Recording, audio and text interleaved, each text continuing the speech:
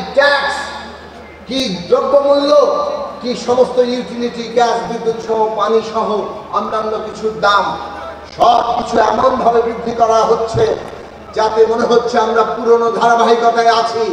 আবারও সমস্ত কিছুর দায় ওই সাধারণ মানুষের ঘরে চাপবে।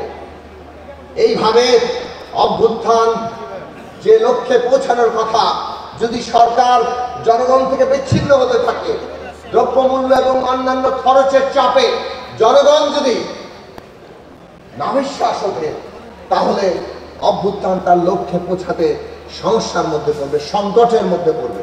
আহত যোদ্ধাদের স্মরণে রেখে আমরা বাংলাদেশে যে নতুন যাত্রা, সেই যাত্রার ব্যাপারে আমরা যাতে সকলেই সচেতন থাকি। আমাদের কাছে এই শহীদেরা যে কর্তব্য হাজির করেছেন, সেই কর্তব্য হচ্ছে বাংলাদেশকে একটা গণতান্ত্রিক বাংলাদেশে পরিণত করা। বাংলাদেশের সার্বভৌমত্ব যদি আমরা রক্ষা করতে চাই, বাংলাদেশে একটা গণতান্ত্রিক রাজনৈতিক ব্যবস্থা প্রতিষ্ঠা করতে হবে, যে গণতান্ত্রিক রাজনৈতিক ব্যবস্থায় সকলেই নিজেকে অংশীদার মনে করতে পারেন।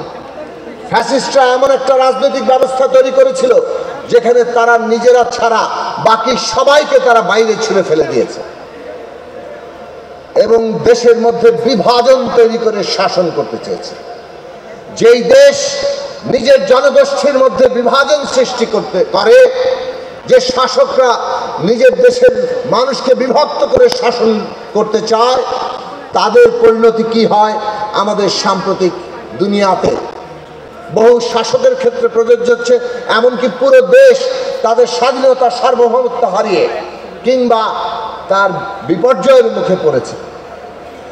কাজেই বাংলাদেশের স্বাধীনতা, সার্বভৌমত্ব এবং বাংলাদেশের একটি গণতান্ত্রিক রাজনৈতিক ব্যবস্থা যেটার সবাই অংশীদার ভাব মনে করতে পারে, এইটা অঙ্গাঙ্গিভাবে যুক্ত। আর যদি আমরা সেই গণতান্ত্রিক ব্যবস্থায় যেতে চাই, তাহলে আমাদেরকে ন্যায় বিচার প্রতিষ্ঠা করতে হবে। ৭১ সালে মুক্তিযুদ্ধের মধ্যে দিয়ে লক্ষ শহীদের রক্তের উপর দাঁড়িয়ে দেশ প্রতিষ্ঠিত হয়েছে। বাংলাদেশ রাষ্ট্রের লক্ষ্য ছিল নাগরিকদের জন্য সাম্য, মানবিক মর্যাদার সামাজিক ন্যায় বিচার প্রতিষ্ঠা করা। একই সাথে ৭১ সালে যে গণহত্যা হয়েছিল, তাতে যারা অংশ নিয়েছে তাদের জন্য ন্যায় বিচার প্রতিষ্ঠা করা। বাংলাদেশ কোনোটাই করতে পারেনি। আমরা দেখেছি ৫৩ বছরের শাসন সেই কারণে জনগণের আকাঙ্ক্ষার বিরুদ্ধে গিয়েছে। আজকে ২০২৪ সালে আমাদের ছাত্র, শ্রমিক, তরুণরা তারা বাংলাদেশে ওই ৭১-এর যে আকাঙ্ক্ষা, তাকে নতুন এক শব্দে বৈষম্যহীন বাংলাদেশের মধ্যে ধারণ করেছে এবং ৭১ আবার নতুন করে আমাদের সামনে হাজির হয়েছে ২৪-এর গণ অভ্যুত্থানে। এই অভ্যুত্থানেও নির্বিচারে হত্যাকাণ্ড চলেছে।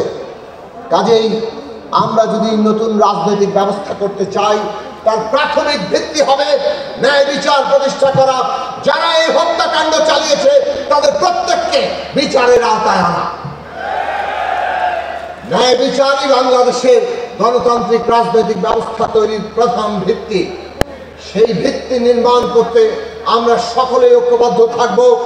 অন্তর্বর্তী সরকার সেই কাজকে এগিয়ে নিতে তাদের যে দায়িত্ব, সে দায়িত্ব পালন করবেন এবং আমরা বাংলাদেশে একটা গণতান্ত্রিক সংবিধান প্রতিষ্ঠার মধ্য দিয়ে শেষ পর্যন্ত এই অভ্যুত্থানকে তার চূড়ান্ত আকাঙ্ক্ষার জায়গা থেকে সফল করে তুলতে পারব। অন্তর্বর্তী সরকারকে বলি, ফ্যাসিস্টরা যা যা আমাদের উপর চাপিয়েছে, একই কায়দায় দেশ চালাবেন না। লুটপাট, দুর্নীতি করে তারা দেশটাকে ফোকলা বানিয়েছে। আপনারা এমন নীতি প্রণয়ন করুন যাতে এই লুটপাট, দুর্নীতিবাজদের বিচার এবং লুটের টাকা ফেরত আনা যায়, যাতে এমনভাবে অর্থনীতি চলে যে আমাদের দেশের যে সাধারণ মানুষ যারা সম্পদ সৃষ্টি করে তাদের ঘাড়ে সমস্ত দায় না চাপে। কিন্তু আমরা দেখতে পাচ্ছি কি ভ্যাট, কি ট্যাক্স, কি দ্রব্যমূল্য, কি সমস্ত ইউটিলিটি, গ্যাস, বিদ্যুৎ সহ, পানি সহ অন্যান্য কিছুর দাম সব কিছু এমনভাবে বৃদ্ধি করা হচ্ছে যাতে মনে হচ্ছে আমরা পুরনো ধারাবাহিকতায় আছি। আবারও সমস্ত কিছুর দায় ওই সাধারণ মানুষের ঘরে চাপবে।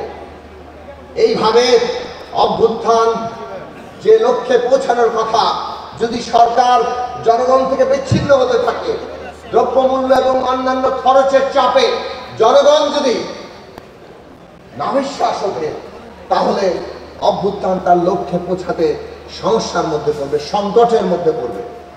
জনগণকে ঐক্যবদ্ধ রাখতে সেই কারণে অভ্যুত্থানের জনগণের যে আকাঙ্ক্ষা, সমস্ত শ্রেণী পেশার মানুষের যে আকাঙ্ক্ষা, সেই আকাঙ্ক্ষা বাস্তবায়ন করে রাজনৈতিক উত্তরণের কাজটি আপনারা সম্পন্ন করবেন, সেই আশা মানুষ করে।